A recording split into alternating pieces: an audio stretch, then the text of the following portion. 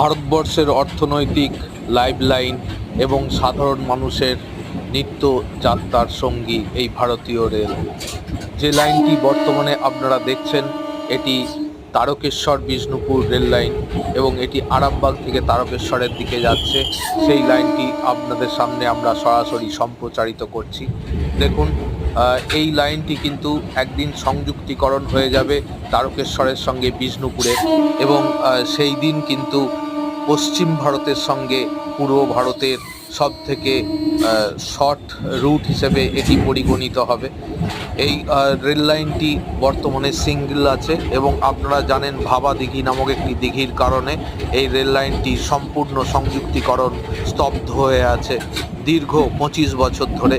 যদিও তারকেশ্বর থেকে গোঘাট পর্যন্ত ট্রেন চলছে এবং এই ট্রেন যথেষ্ট বেশি পরিমাণে এখানে ট্রেন চলে এবং এখানকার অর্থনৈতিক যে অবস্থান সেটিও কিন্তু খুব সুন্দর।